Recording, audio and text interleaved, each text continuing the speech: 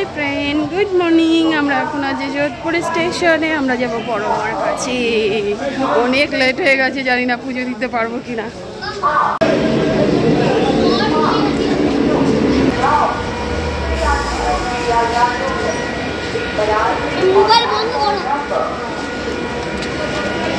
বড় মার পুজো দিতে এসে দেখছি এক অবাক করা বিষয়, মন্দির কোথায় আর বড় মার পুজো দেওয়ার লাইনের ভিড় কোথায়। প্রায় আমরা হেঁটেই যাচ্ছি, প্রায় 2 কিলোমিটার হেঁটে গেছি, তারপরে আমরা লাইন লাস্টে দাঁড়িয়েছি। মানে লাইনই শেষ হচ্ছিল না, তার মধ্যে এত রৌদ্র। তো দেখতেই পাচ্ছ, দেখো কত ভিড়। এই গরমে এসছি যেহেতু পুজো তো দিয়েই যাব। আর আমার বরমশাই ও লাইনে দাঁড়িয়ে আছে, আর আমি আর আমার ছেলে মিলে গঙ্গায় চলে এসছি একটু ভিডিও করতে, মানে হাত পা ধুতে এসছি। কত নিচে জল, অনেকটা নিচে, সিঁড়ি কত উপরে, ভাটা, মানে পুরো ভাটা চলছে। এরকম নিচে এই ফার্স্ট আমরা গঙ্গা নদীর জলে, মানে আমার ছেলে পর্যন্ত নেমে গেছে গঙ্গা নদীতে। সিঁড়ি থেকেই নামা যায় না, এতটা জল থাকে।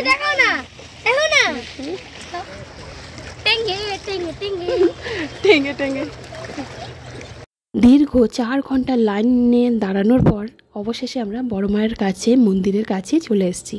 তো মন্দিরের কাছে এসে এই দেখো এই ডালাটা কিনছি। তো এখানে জবা ফুলের মালা, পদ্ম ফুল এগুলো সব আছে। আর এই শাড়িটাও মাকে দিচ্ছি, যেহেতু এবার প্রথম এসেছি, মাকে একটু শাড়ি দিয়ে পুজো না দিলে হয়।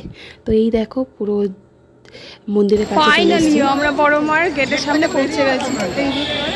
শাড়ি দিয়ে পুজো দিচ্ছি। এবার প্রচণ্ড গরম, প্রায় 4 ঘন্টা লাইন দাঁড়িয়ে পুজো দিতে পারছি। তো সবাইকে বলছি, ছুটির দিন, অমাবস্যার দিন বড় মার কাছে না আসাই ভালো। প্রচুর লাইন আর প্রচুর ভিড় হয়। এই যে আমরা সামনে চলে এসেছি। টুনটুনিয়া পরে নিয়েছে।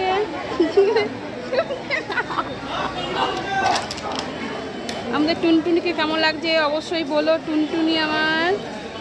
অ্যাট লাস্ট আমরা মন্দিরের ভেতরে প্রবেশ করছি। তো কি ভালো লাগছে। আমার অনেক দিনে স্বপ্ন ছিল মায়ের কাছে আসবো, কিন্তু কোনো কারণেই আসা হচ্ছিল না। তো আজকে ডিসাইড করার পর অনেক দিন পর তো চলে এলাম। এসে দেখছি এত ভিড়। তো এত ভিড় পার করেও যে পুজো দিতে পারবো এটা ভাবতে পারিনি। তো দেখো বড় মায়ের কাছে চলে এসেছি, মনটা সত্যি খুবই ভালো লাগছে। আর এই দেখো বড় মায়ের দর্শন পেয়ে গেলাম, পুজোটাও বেশ ভালোভাবেই দিয়েছি। আর এই দেখো বড় মাকে, কথাই বলে বড় মাকে দেখা অত সহজ নয়। বড় মা যদি না চায়, তুমি কিন্তু বড় মাকে দেখা করতে পারবে না। আমার ক্ষেত্রে কিন্তু এটা সত্যি হয়েছে। অবশেষে অনেক দিন ধরেই আমি চাইছিলাম যে আমি বড় মার কাছে এসে পুজো দেবো, কিন্তু কোনো মতেই পারছিলাম না। অবশেষে আজকে ডিসাইড করলাম যে পুজো দিতেই যাব। তো বড় মা চেয়েছে বলেই আসতে পেরেছি। তো এই দেখো বড় মার পুজো দেওয়ার কি ভিড়, সবার এক এক করে নাম নিচ্ছে, গোত্র নিচ্ছে, তারপর সবাইকে এক এক করে পুজো দিচ্ছে। তো 3 জন ব্রাহ্মণ পুজো দিচ্ছে। আর এই দেখো আমাদের পুজো দেওয়া কমপ্লিট হয়ে গেল, ভূতের মতন হয়ে গেছে। আরে বাবা কি লাইন, 4-5 ঘন্টা লাইন দিয়ে পুজো কমপ্লিট করলাম। তো এই ফার্স্ট পুজো দিলাম, দারুণ লাগলো পুজো দিয়ে। এখন যাবো খেতে, খিদে পেয়েছে।